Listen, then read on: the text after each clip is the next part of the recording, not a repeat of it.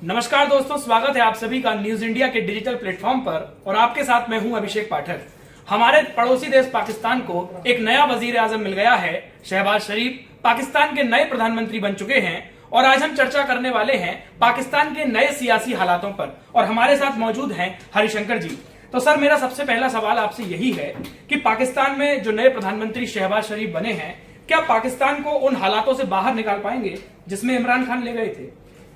शहबाज शरीफ प्रधानमंत्री तो बन गए, लेकिन उनके सिर पर कांटों भरा ताज है जी।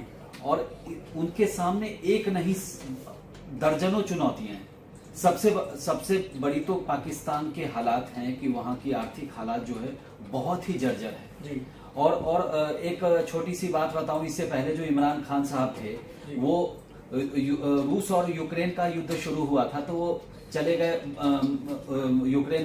रूस पहुंच गए और रूस से आकर के अपने देश में उन्होंने बताया कि वो गेहूं के लिए बात करने गए थे। अब समझ जाइए कि किसी देश का प्रधानमंत्री इस लेवल का बात कर रहा है और इस तरह की चीजें मीडिया को बता रहा है, तो उस देश में आखिर चल क्या रहा है। सबसे बड़ी बात है कि पाकिस्तान को FATF ने ग्रे लिस्ट में डाल रखा है, तो वो विदेशों से न मनमाना कर्ज ले सकता है। उसके लिए बहुत सारी शर्तें हैं जो उसको फुलफिल करना पड़ता है। अब जो पहले से जो चाइना से कर्ज ले रहा था, अब चाइना भी उसको आंखें दिखाने लगा है।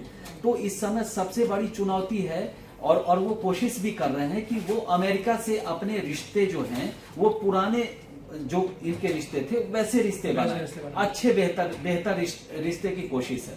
और उसमें ये पूरी सरकार उसके पीछे एक खाका प्लान प्रॉपर तैयार कर रही है और उनसे इसी मसले पर अमेरिका से बातचीत होगी कि आखिर पाकिस्तान को विदेशी मदद, डॉलर में मदद आखिर कैसे मिले।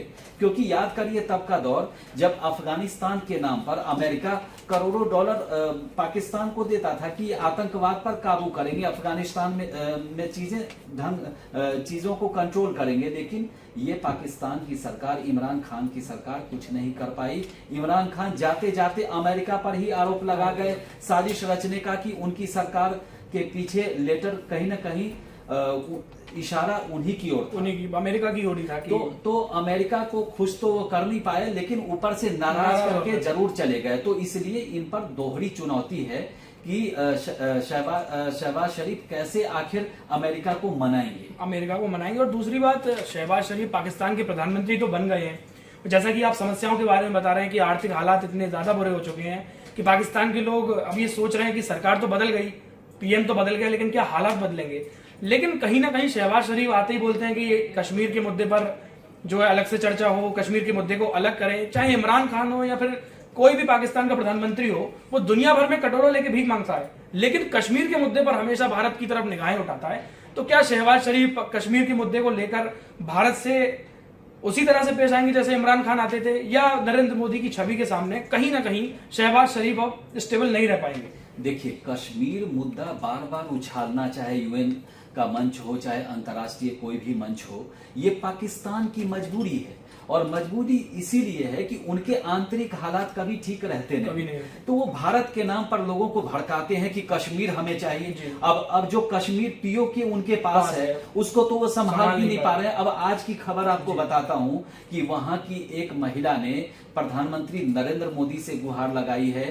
वो रेप पीड़ित महिला है और मोदी से उसने गुहार लगाई है कि आप हमारी मदद करिए, आप हमको भारत में शरण दीजिए। ये आज की खबर है। तो POK के हालात तो आपको पता ही है।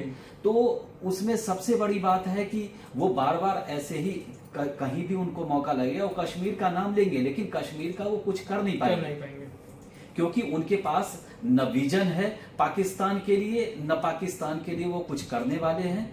तो ऐसे हालात में उनको ये सब सारी परेशानी होनी है।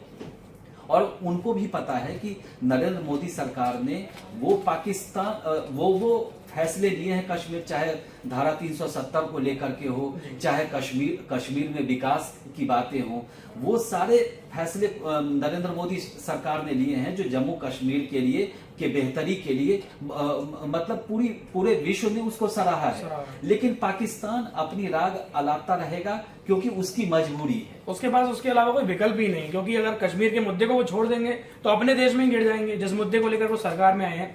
अच्छा सर, इसके अलावा हमारे जो पड़ोसी देश हैं, चाहे श्रीलंका हो या नेपाल हो या पाकिस्तान हो, इस समय इन तीनों देशों में ही अजीब सा हड़कंप है, क्योंकि पाकिस्तान तो वैसे ही अपने नए प्रधानमंत्री को देख रहा है, और इससे पहले जो पूरा सियासी नाटक खेला गया संसद में, और श्रीलंका आर्थिक रूप से बिल्कुल बर्बाद हो चुका है। वहां की जनता सड़कों पर आकर सरकार के खिलाफ प्रदर्शन कर रही है, सरकार राष्ट्रपति शासन लगाती है, मंत्री इस्तीफा देते हैं, और विपक्ष कहता है कि ये सब ड्रामा हो रहा है। और वहीं नेपाल के जो पूर्व पीएम थे वो प्रधानमंत्री मोदी पर निशाना साधते थे, वो इस तरह से घूम रहे थे कि हमसे बड़ा कोई शेर नहीं है। लेकिन अब अचानक से वहां के प्रधानमंत्री काशी विश्वनाथ धाम आते हैं, वहां पूजा करते हैं, तो इसका मतलब संकेत साफ हो रहा है कि अब नेपाल भी ये समझ चुका है कि चीन की क्या चाल है, चीन किस तरह से इन तीनों देशों को अपने कठपुतलियों में नचाना चाहता है। देखिए, हमारे तीनों जो पड़ोसी देश हैं, आप अपना पड़ोसी नहीं बदल सकते, आपको पड़ोसी देशों को साथ लेकर चलना ही पड़ेगा।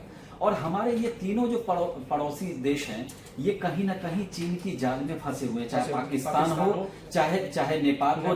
नेपाल भी केपी शर्मा ओली जब इससे पहले प्रधानमंत्री थे तो उन्होंने चाइना के साथ क्या साठगांठ की वो तो वहां की जनता को भी पता है। लेकिन हुआ क्या कि जो चाइना और नेपाल बॉर्डर के बहुत सारे गांवों पर चाइना ने कब्जा कर लिया, और बाद में केपी शर्मा ओली को पता चला, लेकिन वो कर भी नहीं पाए क्योंकि कहीं ना कहीं वो चाइना के इन्फ्लुएंस में, चंगुल में थे। वही हाल श्रीलंका का।